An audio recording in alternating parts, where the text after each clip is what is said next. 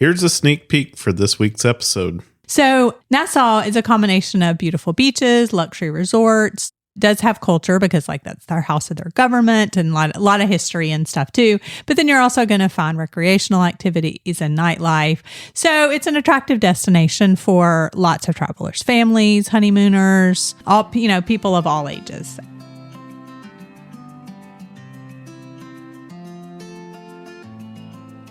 I'm Scott. And I'm Melissa. And we are the Sunshine Travelers. Our passion is travel and sharing our experiences with those who enjoy it as much as we do, or those who want to learn more about travel, or even those that just want to live vicariously through our travel stories. No matter where you fall along that journey, get ready to hear about our firsthand experiences as we visit some of the most interesting and amazing places on Earth. In this week's episode, we're going to fly a short distance off the eastern coast of Florida to the island of New Providence in the Bahamas. Many of you will recognize this place as Nassau, Bahamas. Nassau is the largest city and capital of the Bahamas, so many people refer to the island as Nassau. Join us as we discuss the couple of different ways that you can visit the island, and we'll share our tips on where to stay, what and where to eat, along with some of the must-do activities while you are there. So grab your passport, pack a bathing suit, and let's get started. So Nassau is only a short flight from the East Coast, making it a quick beach destination from a lot of East Coast airports. And even though we had a connection in Atlanta, we still made it there in time for lunch. Yeah, so that was really nice is when you have a connection and you can still get somewhere really quick. So Nassau is also a popular cruise port destination. Most 3 and 4 night cruises leaving out of Florida, maybe a few other places, are going to make a stop here. When we were here in October, there were anywhere from 4 to 6 ships in the port on a given day. And they told us that that's not even their busy season. So their busy season then is like Thanksgiving, Christmas, and then into January, February as well. They've also added a new, larger port recently, and so that really is why they're able to have that kind of capacity. Chances are, if you're taking one of those cruises, it's going to stop in Nassau. So when we were thinking about what would be the most helpful thing to tell you about Nassau, we wanted to keep both of these types of visits in mind. So we decided to talk mostly about what to do and where to eat, so that if you have one day here, there will be several options for you to choose from. And if you have several days to a whole week, and we had several days, hopefully you will enjoy several of these.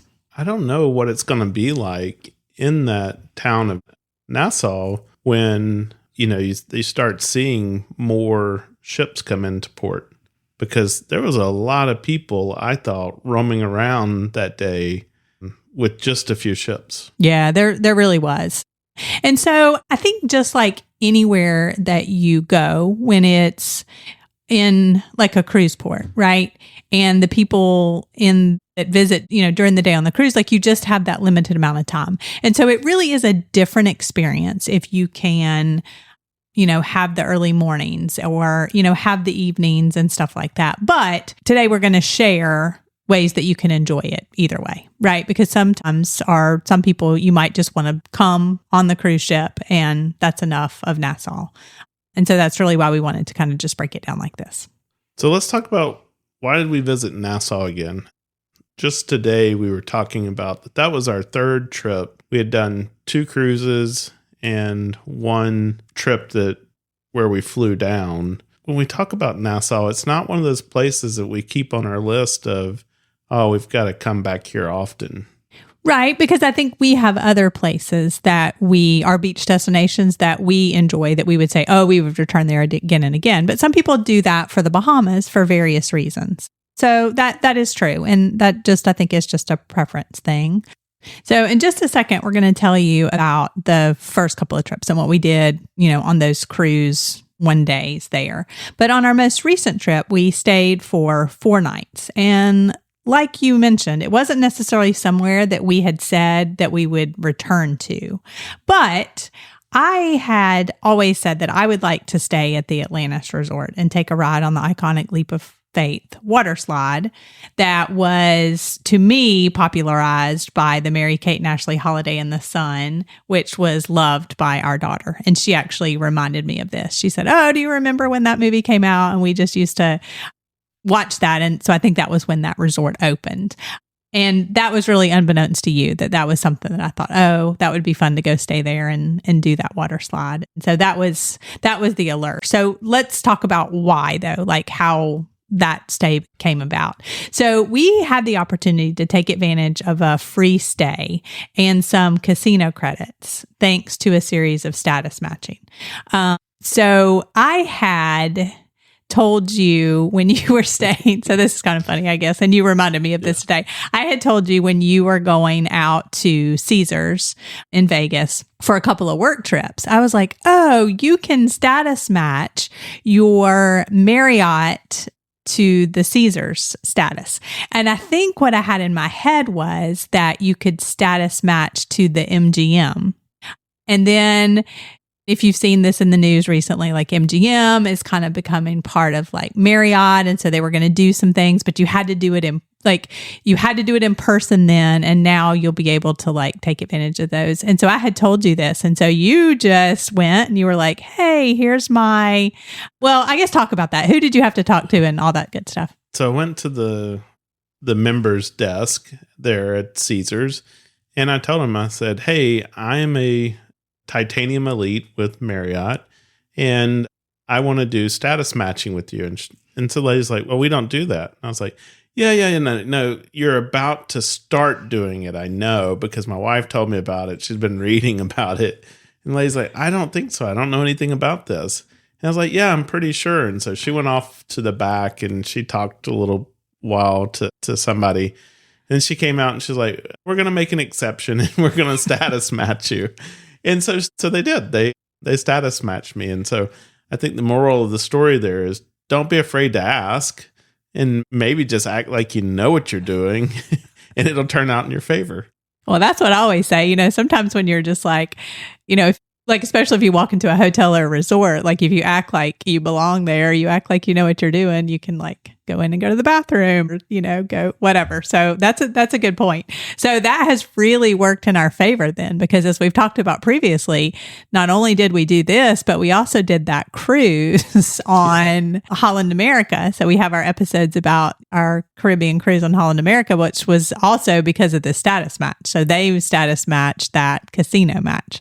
So good job, Scott, and I have to tell you, this is actually really funny because Scott would never, if I hadn't convinced him that was the true thing, like you would have never like gone and said, oh, this, but I was so sure, that's what it was. So that worked out in our favor. So then what you see how much I trust her. I just, went and told the lady, I was like, oh, my wife knows all about this. And so.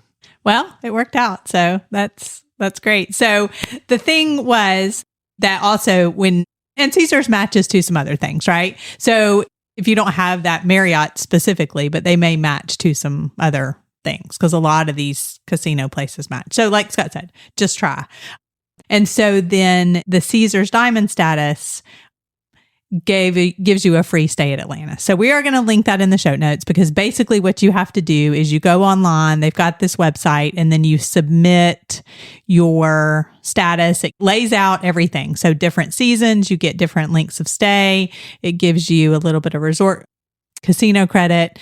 Sometimes it pays the taxes and fees. You do have to pay the resort fees, and we'll talk about that in a minute. So we had to take advantage of that by the end of the year because that Caesar status was only good until the end of the year, or you had to re-earn it.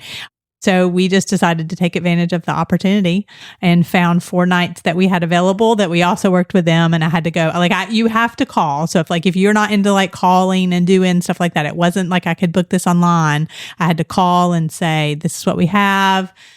What are the dates? And she gave me all the details and all that good stuff. So thankfully, we also had enough Sky Miles on our account to book the flight. So truly making it pretty much a quote unquote free trip. But stay until the end because we are going to break down what we actually spent at the end of the day as well. So we ended up booking the trip for the end of October, ending on Halloween. And that's a risky time of the year, honestly, to be going down into the Caribbean because of the hurricane season. Now, you're right at the end of the hurricane season then, but, in any given year, there could still be some hurricane activity down there. But what was interesting about this, like I didn't have to put down a deposit though, or give them a credit card or anything. It was just booked and they sent me the confirmation and stuff like that. So, I mean, of course we had, booked the flights and stuff like that. So before we get into the list of what to do and eat and all the good things, let's talk about the Bahamas in general. So you can understand a little bit about, why Nassau and, some different places that you may have heard about. So the Bahamas is actually an archipelago consisting of about 700 islands. And then there's also 2,000 like rocks and keys, which are just like small little tiny pieces of land. But only about 30 of the islands are actually inhabited. And the vast majority of these islands are uninhabited either as ecological preserves or they're privately owned. And so you've heard about people having a private island in the Bahamas, whether that be celebrities or like cruise ships and stuff like that. So the islands that are inhabited are very diverse in their offerings. So in Nassau and then which is on New Providence Island, and in Freeport on the Grand Bahama Island, you're going to find more of like a bustling city. And then places that are more tranquil and remote, like Lauritha, the Exumas, and you may have seen those on shows such as like the Bahama Life, which is like that House Hunters Island life show. That's where a lot of those people, you'll see them go, look into those. So there are just like neighborhoods, but it just isn't quite as populated. So Nassau, like we mentioned, is located on New Providence Island. And then Atlantis, where we ended up staying, is located on Paradise Island, but there's a bridge that connects those two. And then there's some other things on Paradise Island, some other resorts and marinas and just different things like that. So cruise ships often make their stops, of course, in Nassau, like we've talked about, but also on their own private islands or beaches. So Carnival in Holland America has Half Moon Cay, Disney Castaway Cay. They're having a new one called Lookout Cay. And then Virgin actually has just a private beach on the island of Bimini, which you can, also visit. So a lot of these that they have like their private islands and their private beaches. But when you go there, it's very it's just like the cruise ship, right? So the cruise companies are going to run the little shops. They're going to run all the excursions. They're going to have food there for you. If they have extra things that you pay for, like renting a little cabana or this or that, but it's all cruise ship. It's not like an authentic, I don't know if say authentic experience because it's a beach, it's a touristy thing like some of these things are, but it's not like being a part of a town or a community or supporting local people per se. Right? That would be the difference. Not like if you go into Nassau and you shop there or things like that, that money goes back to the local people. Right. So that would really be the difference. So Nassau is a combination of beautiful beaches, luxury resorts, does have culture because that's their house of their government and a lot of history and stuff too. But then you're also going to find recreational activities and nightlife. So it's an attractive destination for lots of travelers, families, honeymooners, all, people of all ages as well. That gives you a good overview of the Bahamas. So we're strictly talking about Nassau though in this episode, New Providence Island and Paradise Island, here with one exception on the what to do list. And we'll talk about that in just a minute. But let's start with what to do, because whether you come on a cruise and you're just there for a day, or you come and spend a few days or a week on a beach vacation, you're going to need to know what to do during your time here. So if you have one day from the cruise, you can pick from, one or more of these different activities that we're going to talk about. But if you have several days, hopefully you can enjoy many of the activities on the list of things that we'll talk about today. So first we wanted to share what we have done and then on the different trips. And then we wanted to share a few other ideas that we saw people do or we've seen recommended as well, just to give you some more ideas.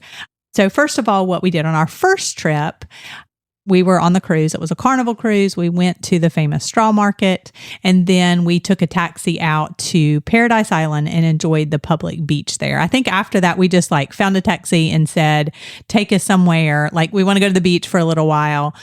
And so the taxi driver suggested this place and took us there because you said you remembered going through. I remember the way that we drove out. You said you remembered kind of going through part of Atlantis. There's some places in Lannis where they're picky about you having the armband and stuff like that. And then they do have a public beach there. And then we went back to the cruise ship and showered and dressed. We walked around Nassau a little bit. And then we ended the day before dinner going to Senior Frogs for a little while, which is down near the port. So we kind of, did the beach thing, walked around a little bit, did like a touristy thing. So that was really our first trip. On the second trip that we came to Nassau, we were on a Disney cruise with lots of members of our family. And so we actually booked an excursion through the cruise line on that trip to swim with the stingrays. So I don't remember, I don't feel like we did anything else in Nassau. You said we may have gone to Senior Frogs or back to the straw market for a little while, but we didn't get out. I believe that we did the swimming with the stingrays first. I think so too. And I don't remember the weather being particularly nice either. It was like November. Yeah. It was a Thanksgiving cruise. It was pretty overcast. Cool. Yeah. So it wasn't like a particular beach day on that day. Plus the draw and what you're paying for on the Disney cruise is on that Disney cruise. And so if you are looking for a beach day, you do have a couple of options. So the draw for the beaches in the Bahamas is the crystal clear water and the white sand. And so you can walk from the port to Junkanoo Beach. There will be beach vendors set up with chairs and umbrellas. There's some food options, some beachside bars. Just know that the chairs, the umbrellas, you're going to need to pay and probably have US cash dollars there. I think because they have so much cruise, you can spend US cash dollars and just know that there's probably going to be people that are, hey, you want to do this? You want to do that? We have jet skis. We have parasail. We have, it's going to be, it's just going to be constantly. There's a lot of people. Just know that though, there's going to be people there trying to sell you weed and stuff like that. Oh, weed. I thought you said we, because I was saying we. Oh, I gotcha. Okay. Yeah, that's true. So we saw lots of people. We walked by that Junkanoo Beach on this last trip after our tour when we were in Nassau that we're going to talk about in a second. And by the way, Junkanoo is one of the smaller beaches. So, and it's the closest one to the cruise port. So there's going to be a lot of people that just are looking for that free option to go to the beach and they're going to walk there. And so smallest beach, that's where you're going to have a lot of people. Yeah. And you can walk, and I didn't write down the name of it. You can walk a little bit further. And if you just keep walking, you'll see it. You can walk a little bit further and there's a larger beach. There's a beach park and you can just keep walking along the road. It takes you all the way to the Fish Fry. So I think it was Arawak Beach or something like that to the Fish Fry, which we're going to talk about in a second as far as a food option. But that is a beach option for you. But most people are going to stop there at Junkanoo. A lot of little bars right there by the ocean. And so, they draw you right in. This is the beach. This is where you're coming. So, bring you right into that space. Yeah. So that is something that, it's not going to cost you anything more if you want to get a chair and umbrella or whatever. But that is, a free option to enjoy the beach. You don't have to take a taxi anywhere, etc. So, and you could. Well, just a point of clarification. If you want a chair and an umbrella, it will cost you more. Oh, yes. But I mean, if you just want to go to the beach and plop your stuff down on the sand and have the beach and whatever, it's going to be, You're not going to pay for an excursion. You're not going to pay for a taxi and all that Which stuff. is what we did that first time when we went to the beach. But we did take a taxi. We took a taxi there, but we, I think had taken the towel from the cruise line and we just laid it out there on the beach. We went swimming and then came back and grabbed another taxi and headed back into town. Right. That's true. Yes, we did. Another option is that you can head to Paradise Island. You can walk through Atlantis just to see, the parts that they're not going to hassle you about an armband, because then it does connect to a public beach. You can enjoy the beach there. Let's talk about that. What is part of that you can just walk through? And that's basically the lobby of the hotel. They have some food options there, and then the casino. And then, there's a stretch that goes between the different hotels. But that's about all you can go without having that armband. But you can then go out to that beach. beach. Yeah. Because then there were signs as you come back to the pool, past this point, you need an armband. So you're right. You could go out to the middle and then walk out and then just go straight out to the beach. Now, I will also say, so those beaches are part of those beaches, I guess, are public beaches as well. And you aren't going to have as many vendors, but you're going to see the same thing. There were lifeguards, but we did see there were some like beach vendor type stuff set up in the public part. And then when on the day that was nice, that didn't have heavy waves, they had their jet skis out there and stuff like that. So you are still going to experience that. And part of that's going to be your experience is going to be the time of year that you go. When we went there earlier in the year, beautiful white sands, clear waters. I mean, it was great swimming, situation down there. But when we went the end of October, a lot of seaweed, the waters were rough, and so we wouldn't have gone out there and swam in the ocean. No, there was one little bay part that you could have, but again, seaweed. And the other thing that we have learned since living at the beach is how much a beach changes over time. And I don't know that you know that or realize that if you visit a particular beach at the same time every year, because that has so much to do with it. So just know that you don't really know exactly what's it's going to be like. So those are a couple of options. So I did want to mention, so you taxi back and forth, or there is a ferry that takes you from the port over to Paradise Island, but then you would still have, what would you say, Scott, like a 15-20 minute walk, because it docks kind of near where the Margaritaville is. And so you're going to have to walk like 15-20 minutes. And I wouldn't say that it's that much cheaper. I think it was $7 or $9 to do the ferry per person each way. And then you're going to have to like wait for it and, make sure you catch it in certain times and stuff like that. So we have not taken the ferry. I want to clarify that, but we did see that. So if you want to experience that Aquaventure water park that's at Atlantis and do the leap of faith that I talked about, you can book a day pass. And we saw lots of people who did that. It was obvious that lots of people came from the cruise because it was very not busy. And the hotel, like there was people, but like on the off hours, like not a ton of people, like tons of empty beach chairs. Of course, like we mentioned, this was November, so it was kind of the off season. But then during the day, it got very busy from that time that people would have time to come from the cruise and then, before they had to leave. So you can book that day pass ahead of time. I do think that they sell out in busy seasons. Amazing. Because I looked up the price for that day pass. $255 for adults and like $130 or so for kids 3 and over. Crazy. Yeah, that's expensive, especially if you're only going to have, let's say, from 4 hours, 5 hours until, sometimes the ships, they do, they vary when they go back out. But if that ship leaves port at 3:34, like you're going to have to head back. So that is a lot to spend for the day pass. We did see people doing it. They may offer that as part of the cruise. You might want to check that as well. I don't know. But you also might come out cheaper booking the cheapest room you can find for the night so that you're not paying per person. Because like, for example, we mentioned we had to pay a resort fee. It was per night. And for us, the resort fee was like $75 per night plus tax. So I think it came out to like a little over $80 per night. That was for 2 people, not having, to pay separately for that water park. So that might be an option, just depending. Might want to see, can you check in and just use that and get your armband and go enjoy that for a few hours. So let's real quick. What is Atlantis? If you're not familiar with that. So the Atlantis Resort on Paradise Island in the Bahamas is an ocean-themed resort.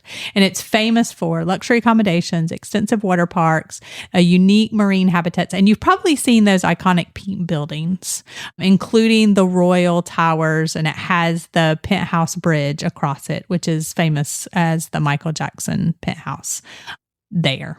So most recently, they have, I don't know if it's really added or renovated a section to be the Cove.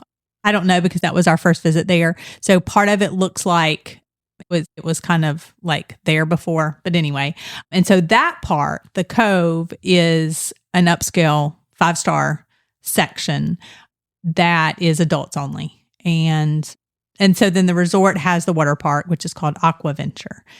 It's a large water park. It has slides, a mile long, not lazy river. We thought it was a lazy river, but it is a river rapids, river float thing that was pretty wild. And then, of course, the thing that I was most interested in which is that leap of faith slide that drops 60 feet, near vertical drop. You literally just have to make yourself like get on and go. And just like, I mean, you would see lots of people at the top be like chicken out.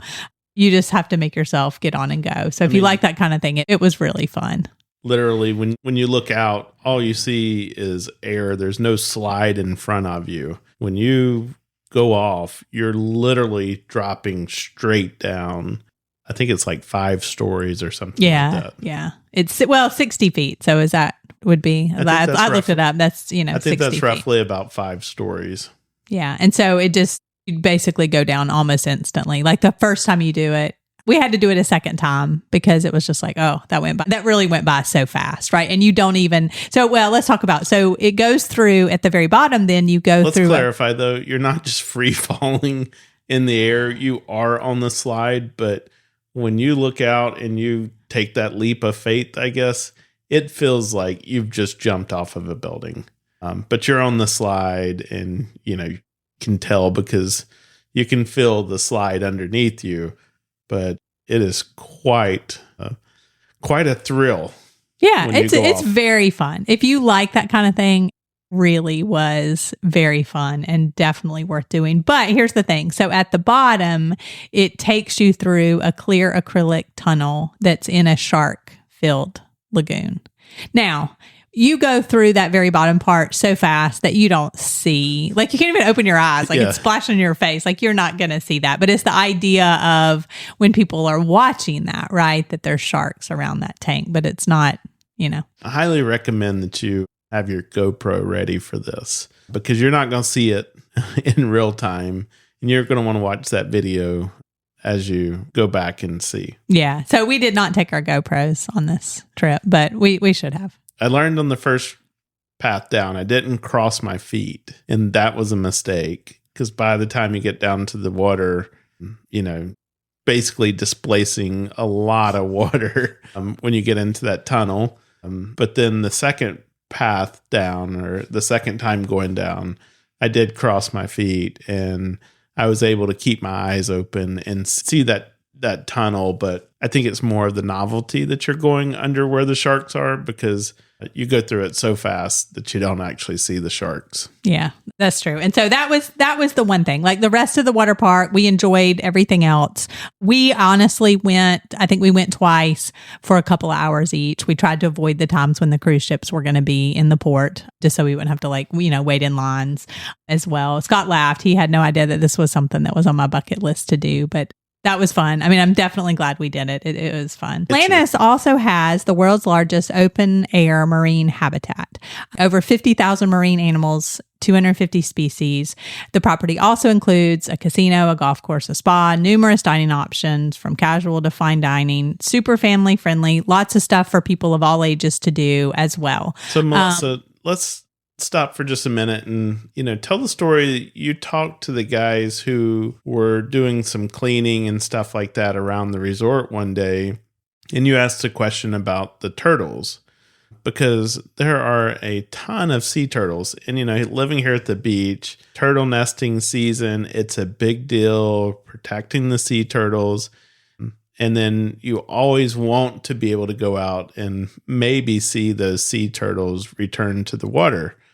But here they had just these tons and tons of sea turtles. Yeah, so the particular section that we were in, which was the coral, and we'll talk a little bit more about that in a second, but I was going to the pool one of the days, and so they have several tanks in that section, one with little bitty turtles, one with bigger turtles, and then one with a whole bunch of stingrays. And again, that's another stingray experience that you can do as well. But so I was just asking them some questions about the turtles. Do they release these turtles? And then just about the different sizes. And so it was interesting. And then I asked them what their jobs were. So these particular guys were like their jobs had to do with the water systems and the water filtration systems and stuff like that. And so, yes, they were basically like, yes, this little pool is the 1-year-olds and these are the 2-year-olds. And so we basically call this program our Head Start program. And we know from a lot of the education that we had in the Galapagos about the turtles and stuff like that is that it's like a huge percentage of turtles don't live past infancy, and then especially to 2. Like so many of them die before 2. And so they're basically trying to increase the population by having them protected until they're 2 and then releasing those, then moving the babies up, that tank. And they just do this on a yearly basis. So Atlantis is not just for show, right? It's not just about the water slides and getting in the tanks with these animals and doing these things for show. They actually do have some conservation things. He also went on to tell me about manatees, which is also of interest because we live here in Florida where the manatees are. And he said when the manatees get lost and end up in the Bahamas, we have trained our local residents to leave a hose running for them because they don't have just salt water. They thrive on where the springs come into the sea, right? They've got to have some fresh water sources. And then they know to call, and then they come and rescue these manatees, and then they figure out how to get them back into Florida. And they said, we don't want them here in the Bahamas. We don't want a huge population here in the Bahamas because they're not native, and that's going to cause a problem for them. So they do have these conservation programs, and they do have ways to save these animals, educate the local people. Because I just mentioned when he said something about the manatees, I was like, oh, where are they? I didn't know that you had them. Where are they? And he was like, oh, no, that's not something you can go see. That's kind of a behind the scenes thing that we do to protect these animals and save these animals. So I just wanted to share that because I thought that was really interesting to know. It's not just about, we have these dolphins for swim with the dolphins or feed the stingrays, but they do have some conservation efforts going on. And then these guys, their jobs is to, take care of these animals and protect them through these, water filtration systems. So that's pretty cool. I mean, to know that part of that entrance fee to go to that aquaventure does go back to conservation and, and helping out our seas. So that's pretty neat. Yeah. So that was interesting. So, while you're at Atlantis, another thing that you could do is go to the casino. So if you're looking for something to do during the day and it's really hot outside and maybe you're not a beach person, but you're willing to go in and try your luck, they do have a casino there, table games, machines, slot machines, things like that. They've got it all. It's a full-on casino where you can go and, play and try to bet your luck against the house. Yes. We did hear a couple. Just don't bet your house. Yes, don't bet your house. And I will say we did hear a couple who was saying when we were there one of the nights and they were saying, this is whatever. It's better to play during the day or something like that. So anyway, yes, if you are into the casinos and you did your cruise for the casinos and then that's how you want to spend your day, you can definitely, they would be happy to welcome you to do that. Or just walk around and see the casino and the parts that you can do without the armband. And in the lobby, there is a big aquarium part too, that I think where the main check-in is, you could probably walk around that. No problem. So Atlantis, a lot of stuff to do there. You guys can check it out, but I think, we can move on. Yes, we've covered that.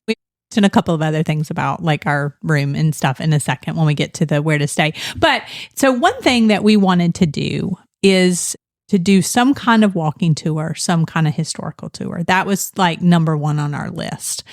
And so we want to recommend a very specific one to you. I had read about several of these different food tours, and a lot of the reviews were just not so good because they advertise them as food tours, but then they're like, well, they weren't really food tours because you just get a sample here and a sample there. And we've done food tours before, or a food tour in Belize that was very good.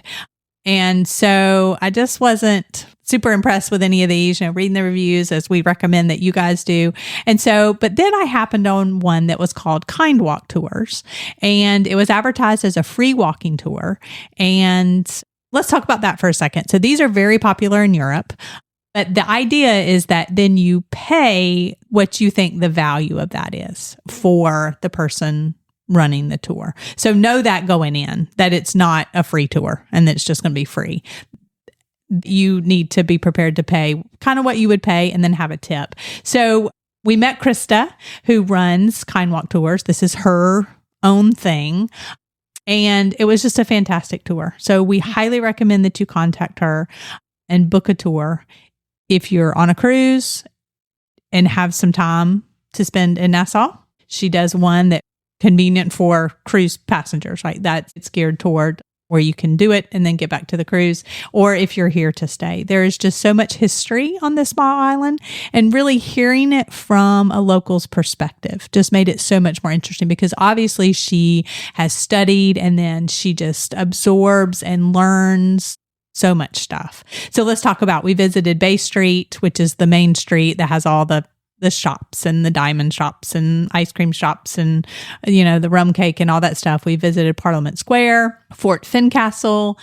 We walked down the Queen's Staircase, which is definitely something to see. And that's, you can walk there as well if you're just, walk around. We visited the Grey Cliff Heritage Village and several other places. She did take us to all the places that were on the quote unquote food tours that other people were advertising. So we got a taste of the chocolate. We got a taste of the rum. We got a taste of, what was it up at the Fort Fincastle?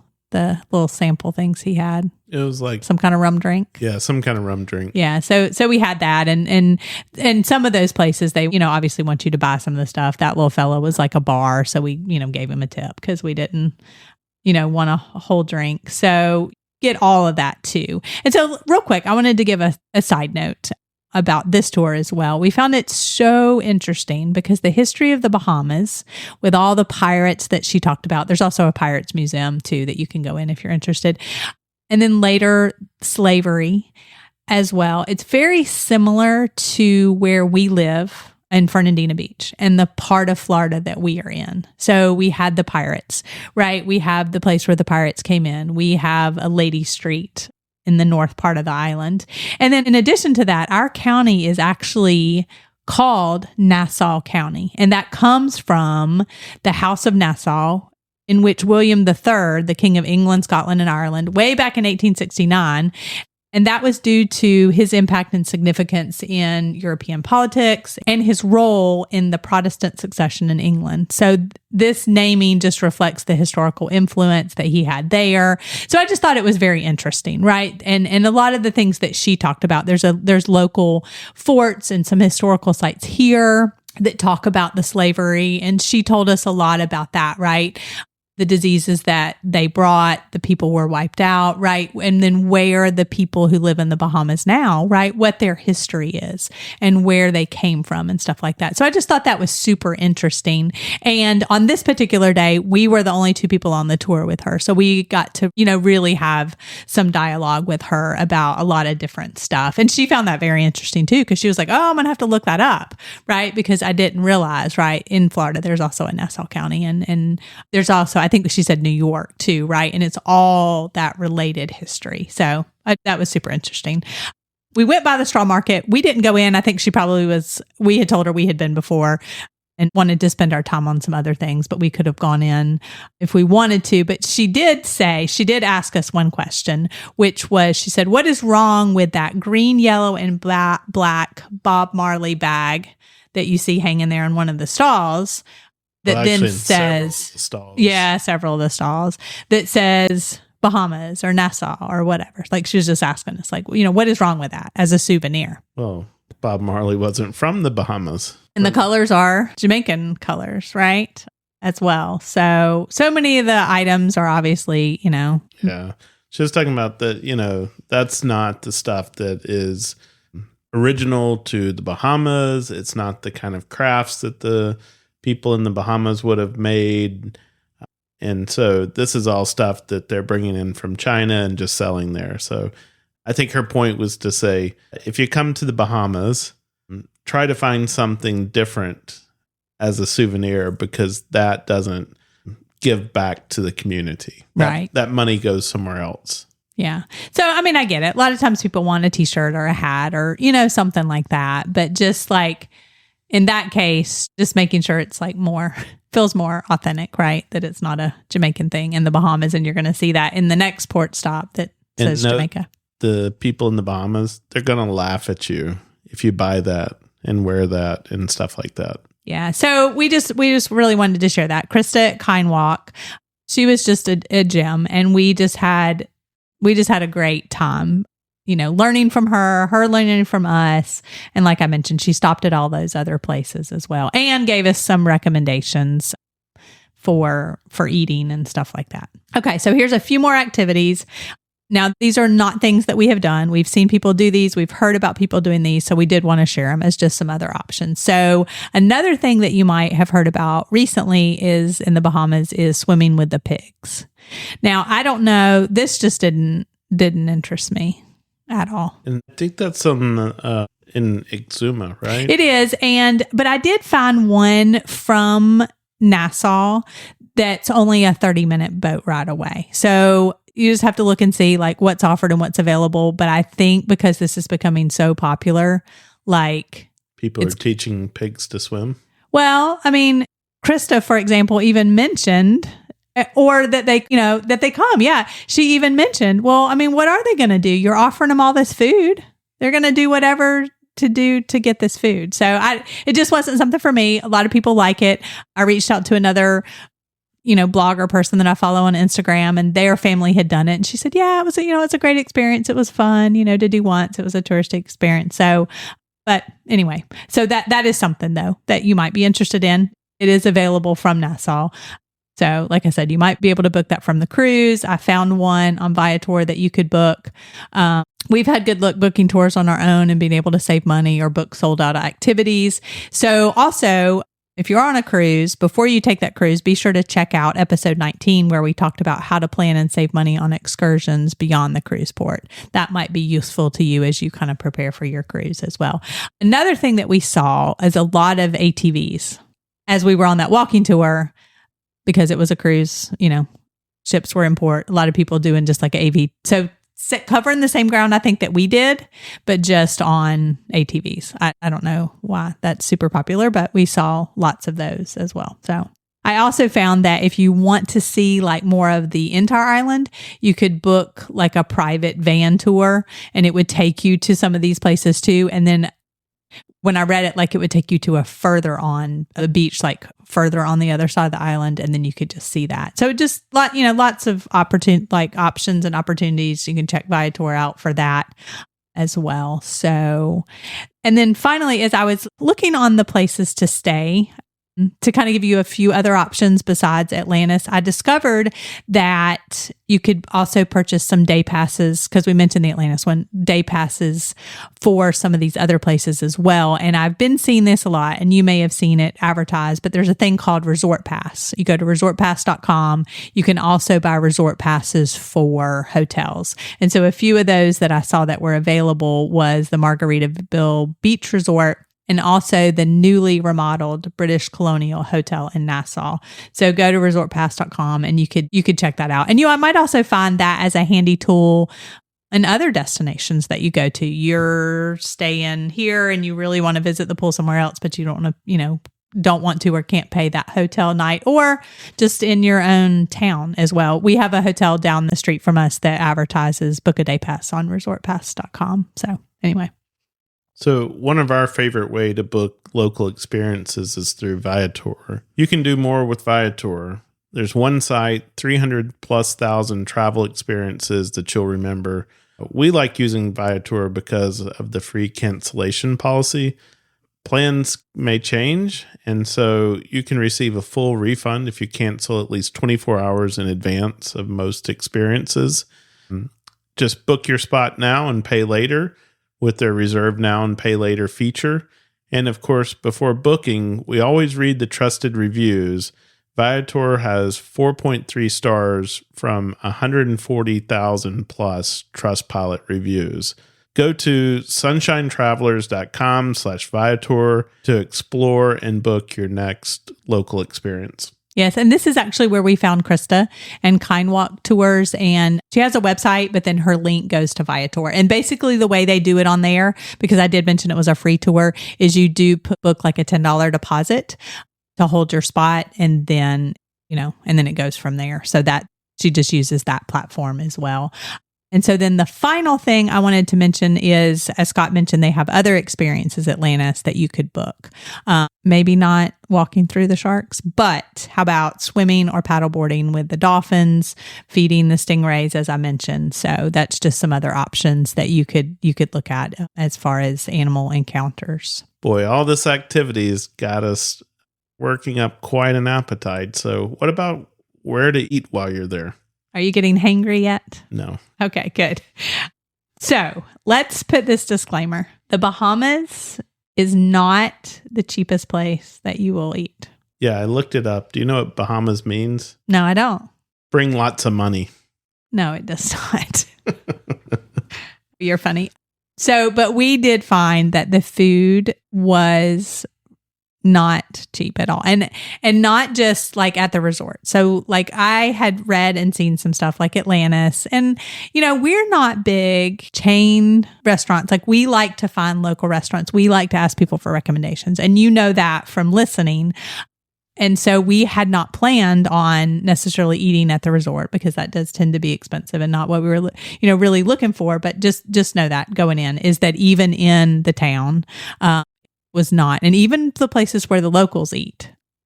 One of the places we're going to recommend, Scott said to one of the taxi drivers, okay, that was great. We enjoyed it. Okay. And it was recommended by a local. And Scott was like, oh, where do the locals eat? And he said, oh, there. And you were like, man, that was really expensive to eat there. So, but knowing we live in a place where tourists go, and it's more expensive for us to eat. And that's just the way it is. And that's true for locals too. Unfortunately, you don't get like a locals discount. So that's the way it is. So the places we're going to share with you where we ate and we would recommend, plus a few others that were recommended to us that we didn't make it to, but we can vouch for the places where we went, and we would send people there anytime. So yes, the places that we're going to mention that we went to is ones that we definitely would recommend. So we actually arrived in time for lunch, as Scott mentioned at the beginning. Our room wasn't ready, and we really were just going to like chill out at the pool. Scott was going to be working some on this trip, so this was just kind of like going to be our relaxing afternoon. So we just decided to eat at the resort at the outside Poseidon's table. It was fine. For the options that they had, it was really the only place to eat outside, which we like to do. But I probably got more out of it was we asked one of the servers who kind of checked on us and asked us stuff. We just asked him, hey, while we're here, we'd like to eat at some local places. And so he suggested a place called the Poop Deck. And yes, you did just hear me correctly. It's called the Poop Deck. And this one is just over the bridge from Paradise Island. It's in a marina, so you have great view of boats. We had a table right by the window and had that view of the marina, so it was a really nice location. We learned there that they sell the fresh fish. So as you come in, they show you the fish that's laying out on ice, and that's what they have for their fresh catch for the day. And once that fish is gone, it's gone. But one of the main things that you'll see in a lot of restaurants across the Bahamas is the snapper. And so they serve that as a fried whole fish. So you get the head, the tails, everything on that fish. And so, Melissa, I think that's what she ate almost through the entire stay. And by the end, a lady actually commented on how well she cleaned the fish off the bones. So that's true. I learned how to do it. The first meal I had that, which the first time I had it was at the Poop Deck. I did a terrible job. Just not like knowing. I mean, I've had snapper before, but I don't think whole with the bones. And knowing like where the bones are and then how to take that fish apart. So yeah, you're right. Like I was picking out bones and then you're right. And when we get fish here, we get fillets. We don't usually buy the whole fish and cook it like that. So, navigating the bones in the fish, it can be very tricky sometimes. Yeah. So thank you. That was quite a compliment.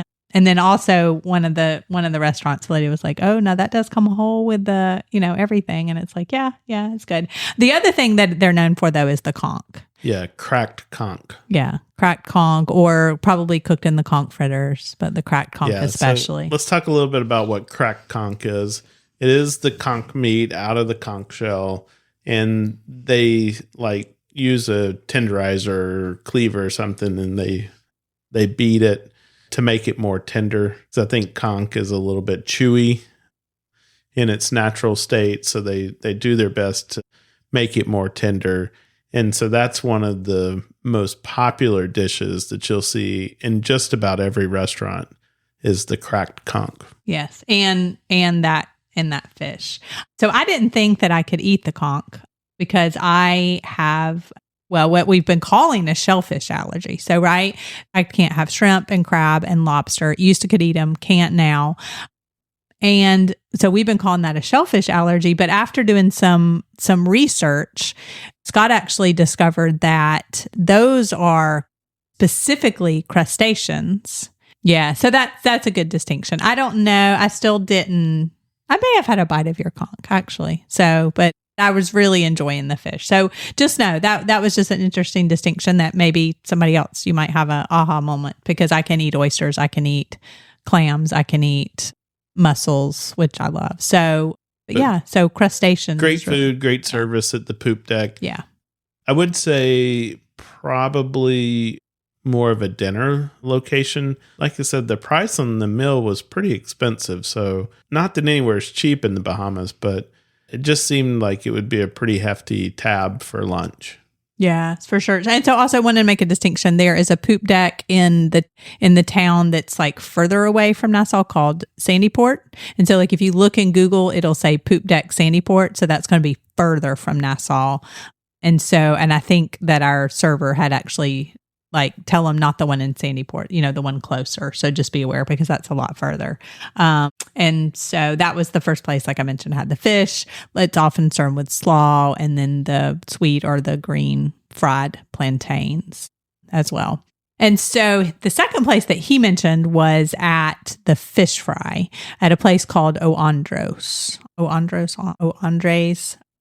And so I had actually read, I think you actually had mentioned it first. You had read about this fish fry that a lot of people recommended that you go to the fish fry. So it is famous for, like, I think it started out as really like almost like little food stalls, little food stands. These have kind of morphed over time into like full-fledged restaurants. Now, the day we went, it was kind of hot. We ended up sitting outside. They had a little patio with some outside tables. Sat inside. I'm sorry, we ended up sitting inside. It was a Sunday. It was also very crowded. Now, this is definitely a place where the locals go. Again, it wasn't cheap or inexpensive, but it was definitely way less than the poop deck. And it's probably half the price of poop deck or even less. Huge portions. Yes. Like if Scott and I had had the same thing, we probably could have shared. So just like kind of look around and see, watch what other people are ordering. Again, I had the same thing. Well, yeah. I had the fish again, but I think thinking back, we should have just shared because I would have had the fish if I had known how big the portions were. I mean, think of a plate, and then this plate is just heaped over in food, and it's a lot of rice and peas. So they call them rice and peas, but it's really what we would consider like rice and beans, like almost like a. I was wondering if it's like a Crowder pea or something like that. That's what I would compare it to. Yeah, it's like rice and beans, and then plantains, and then whatever your entree is, and this plate is. It's just massive portions. You couldn't eat it all if you wanted to. Matter of fact, we saw that's what a lot of people did is they would either come in and they would order one plate for, a couple of people, or they would eat and then take the rest of it home with them. Yeah, that's true. And so like I would say like the fish that I had there was bigger than at the poop deck, but probably like half the price. wouldn't you say, at least? And they were prepared a little bit differently, right? And it's like two fried, but yeah, I actually had 2 pieces there. That's true. And I mean, everybody's going to have their own spin on it, right? So like the batter was a little bit different, but nothing was ever like heavily battered, right? It's just like lightly and then just like dipped in, and fried that way. So not like, deep, heavy batter either. So definitely go if you can. I would say that is probably going to be your most local, your most authentic experience. Fish fry, Andres, Goldie's, Conch House, Curly's restaurant. So there's quite a few. So I would just say kind of walk around and then see which one like fits your fancy. We actually walked there from downtown. It was like 10 or 15 minutes walk after our tour. And then we took a taxi back to Atlantis as well. So okay, so let's go through a few other places that we really enjoyed. So now this one, you might think, this is really touristy. And at first I thought it was going to be really like, this is a touristy place. We needed a quick lunch place that was open because Scott was working, right? So on his lunch break, we needed to be able to go there. And it was funny because a lot of the places I felt like at Atlantis were not open for lunch, especially in this little harborside village. So I think they tend to like push people toward like that water park and then the outside, like restaurants and stuff like that. So the Margaritaville on Paradise Island actually got really good reviews. I had a lot of reviews and it got really good reviews. And we found out why. It's because it wasn't, I think they may have had their cheeseburger in Paradise, but they had the conch and they had that fish again. And that was where the lady asked me, oh, it's a whole fish. And honestly, if I had to rank them, I think that one was my favorite. And so we actually ate here for lunch twice. Yeah, there you go. That one was my favorite. So don't discount that and just think, oh, that's a touristy place, because it did have the local food. It is a touristy place, but it has local food on the menu. Yeah. And you could sit outside. That's what we always like. And you could sit outside and it was open for lunch. And again, I would say the price was in between those two. So yes, for lunch, it was not, again, everything's expensive, but it was a good. And so place. On the way to the poop deck, I had seen a restaurant. It's called Seafront Sushi. And so it was just right across the street from the poop deck. We love sushi. And so, one night we were just looking for something different. We didn't want any more fried fish and we wanted raw fish instead, I guess. And so we went to the sushi place. When we first got there, we were worried because we were the only people there, but quickly thereafter, the place filled up and really good sushi. So Seafront Sushi, if you like sushi, we would recommend stopping in there. Okay. And so then on the breakfast side of things, coffee, there's a place called the Dilly Club that's in the Marina Village at Atlantis. And it is the cutest coffee shop ever. Yes. It really, just the whole bohemian vibe, the wallpaper. If you need your Instagram perfect coffee shop, this is it. And at night, I guess you could order cocktails from the get-go in the morning too, but they stay open late at night as a bar and had pages and pages of cocktails, but absolutely adorable. And it was good. The coffee was good. The tea was good. After the coffee, I got a tea to go that was a lemon and ginger, and it was real. It's what I would fix at home, grated ginger and the lemon. So highly recommend that. I think they had a few little offerings. So there's also a Starbucks inside the Atlantis, but go to that Dilly Club. Absolutely love that.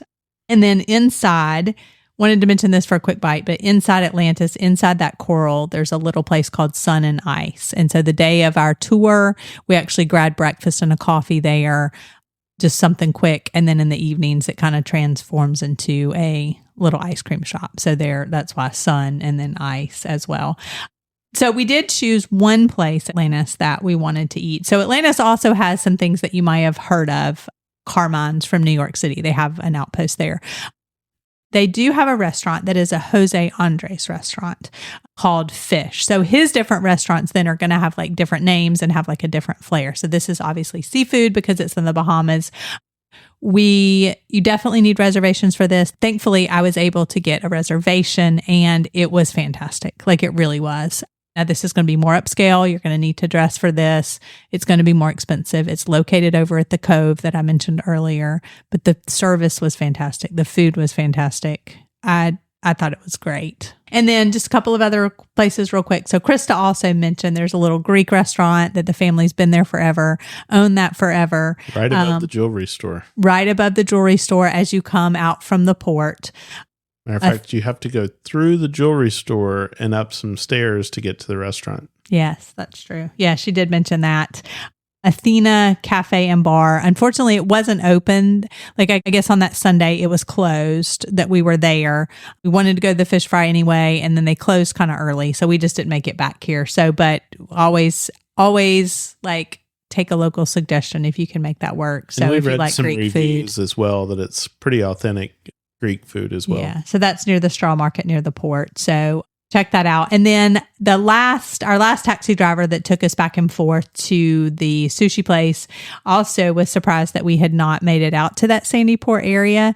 It was just, I think with the taxis being so expensive just to get over the bridge, we thought, oh, like that's going to cost us a fortune to get all the way out there and all the way back. So we just didn't make it out there. So that the Dilly Club bar place that I mentioned has a sister place down at Sandy Port as well.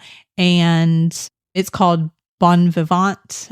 And so if you look it up, it's, it's related, and then it's absolutely cute too. But he recommended the Spritz Wine Bar for pizza. He said like his wife, his girlfriend, I can't remember, like loves that place in that Sandy Port area. There's also that other Poop Deck restaurant. So if you're down on that end, or if you make it down on that end, a couple of places that you could check out as well. But let's talk a little bit about where to stay. Okay. So again, the only place that we have stayed that we could recommend is Atlantis. So we're going to give you a few other suggestions, but we stayed specifically in the coral part just because that was part of our package. I'd since learned that that part is actually a Marriott part as well. We enjoyed it. I think in the near future, they will probably refresh the rooms. The resort was nice. The lobbies and stuff had been redone, and those were fresh. I think, like I said, they'll redo the rooms, but I loved the location of it. We were on the first floor, so we didn't have to worry about the elevators. I think the pool at that coral section was really nice. It was away from the water park. You could walk over there, but it was almost like a quieter pool as well. So we really enjoyed that. So check into that coral section as well. So you may be interested in staying in that iconic part with the towers and the penthouse as well. So just look at those different sections. But we did notice that if you wanted to stay right downtown, and Scott, as we were talking about this, you said if you were going to stay a whole week, you would split your time between Atlantis, Paradise Island, and somewhere downtown, just so you would have that downtown, not having to take taxis back and forth experience, right? So we noticed that they were renovating a hotel called the British Colonial Nassau. It's a Hilton property that has since opened back up. That would be super convenient to the Junkanoo Beach, to the fish fry, just to the right downtown. Looks like a super cute place. We haven't stayed there, so disclaimer on that, and then right at that development, you could also look at the Margaritaville Beach Resort and then a hotel called One Particular Harbor. They're all in the kind of the same development, and there's a marina there and stuff like that. And then the other one at Atlantis that might be of interest to people is one that Harborside Resort at Atlantis that is actually a Westin property, but they're villas. And so you would get a kitchen in with that. You would get the amenities of being able to use the Atlantis and stuff like that, but there is a pool closer as well. So that's another place. And that was kind of the place that because we do use those Westin vacation properties and stuff like that. This is somewhere that we always thought that we would go stay, and we just haven't, we never made it there. So I actually went over there one day just to walk around and check that out. The kitchen would be very valuable there. Yeah. Just because how expensive the food is. Yeah. Having breakfast and lunch and going out to dinner like we talk about. That's what we like to do in Cancun. So Sandals actually has a resort on the island as well. So, and that's down closer to the Sandy Port area. So if you like all-inclusive, you like adults only, it's called the Sandals Royal Bohemian. So in this case, that might be a good value too. I mean, if you've got all your food and stuff like that, and you don't have to get in a taxi and you don't have to travel all these different places, that might be a good use case for staying in an all-inclusive resort. Yeah, it absolutely might. And then you could, maybe pick one day and, come into Nassau to check things out or something like that. Because at that, they're going to have, you're going to have your beach, you're going to have everything covered. So, and then we mentioned the COVID Atlantis, which is adults only and all renovated. There's also a Four Seasons close to Atlantis on Paradise Island. So if Four Seasons is your vibe, there's one there too. Well, when we're booking our trips, we like to use booking.com to do that. Choose from over 1 million properties worldwide, from cozy country homes to sleek city apartments. Find the best deals with their price match promise. Enjoy great stays at lower cost. Flexibility matters. Book with confidence, knowing you can cancel with ease. Start your adventure now. Visit sunshinetravelers.com/booking to book your perfect stay. Using these affiliate links to book your experiences and travel helps support our podcast and allows us to continue to provide new content on a weekly basis. Please consider using these links when booking your next travel. There's no extra cost to you, and we are compensated through the affiliate. All right. As we wrap this up, I think there's a few things that we want to share with you that you need to know when you visit Atlantis and Nassau. So who is this trip good for, Scott? Well, it's good for all ages, really. But I would say definitely couples, honeymooners. If you have kids, they would enjoy playing in the pools, especially if you're staying there at Atlantis and able to enjoy that water park. I can imagine as a kid and having a week at that water park. Wow, that would be so much fun. Yeah, that would be a great vacation. You know, not too far as flights and stuff like that.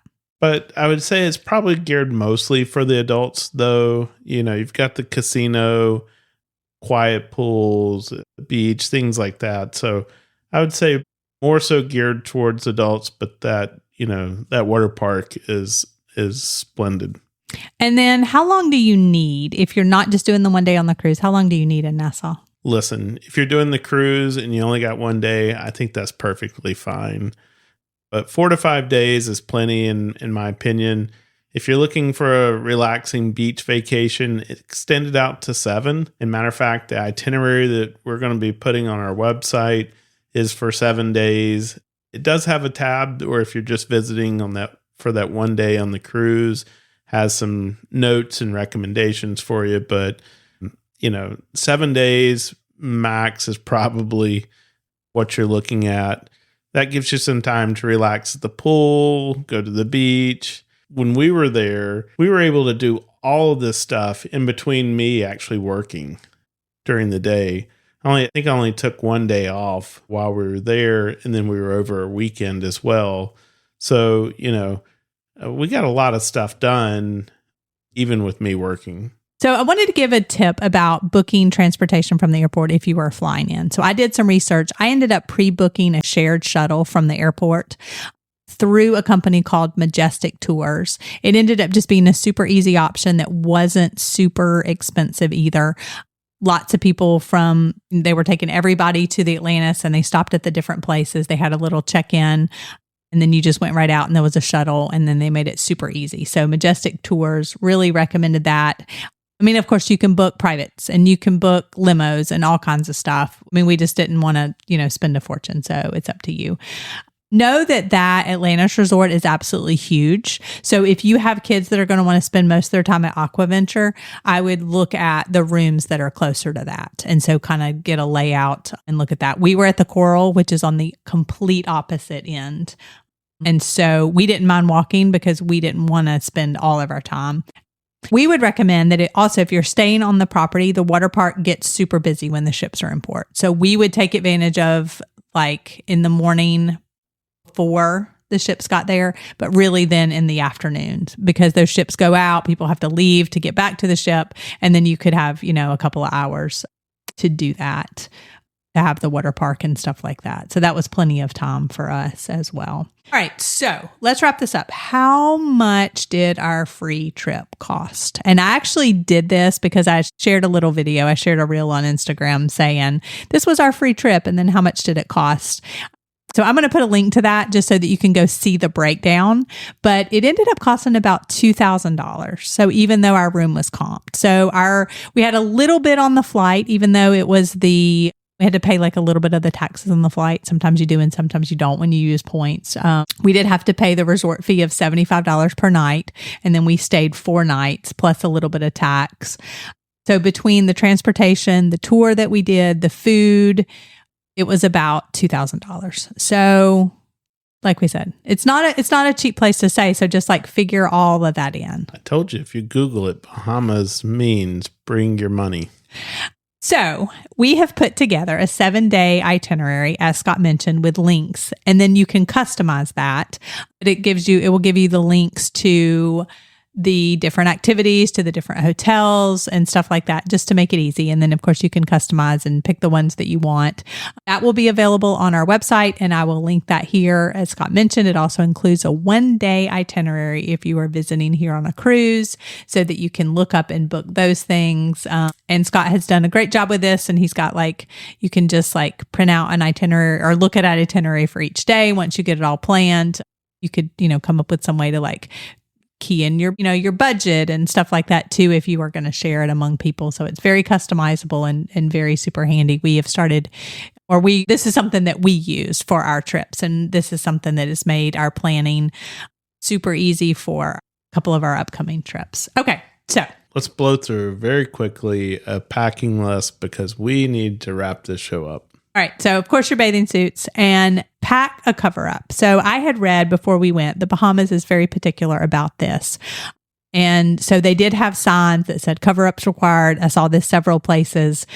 They don't really want you to walk around just in your bathing suit. I think it's just like a modesty thing in the Bahamas. So just be aware of that and have that cover up handy. Flip-flops, resort wear. I did take some nicer sundresses. Some of these places, they want you to dress nicer, especially at the resort. So shorts, sundresses, men, be sure to bring appropriate resort attire as well. That is a little, what would you say, called maybe business casual resort attire type things. And then, of course, your hat, sunglasses, sunscreen, after sun, aloe. Highly recommend when you go on a trip like this to bring a bag to take to the pool, to put in your, books and phones and sunglasses and stuff like that. Bring your passport.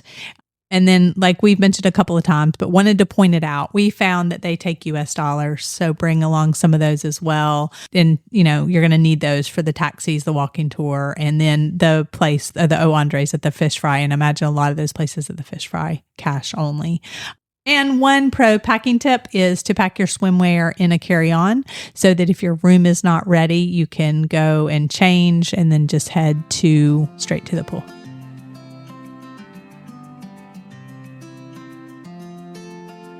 Whether you're visiting the Bahamas as a cruise destination or flying down for a much-needed beach vacation, we hope that you will find this information useful. Visit us at sunshinetravelers.com to find the trip itinerary, which has all of the information to help you plan your trip. We also want to hear what you're planning for 2024. Send me an email, scott@sunshinetravelers.com, and let me know where you are going. We are always inspired by your travel stories. We hope you enjoyed this episode and will find some inspiration to help you with your travel journeys. Please consider going on your favorite podcast platform and leave us a review. The more 5-star reviews we have, the more likely we are to be featured and discovered by others. Make sure to follow or subscribe to our podcast to be notified of new episodes as they are released. You can find us on Instagram as Sunshine Travelers Podcast. Remember, that's travelers with 1 L. And most importantly, share it with your friends and help them catch the travel bug. You never know, they may become your greatest travel companion.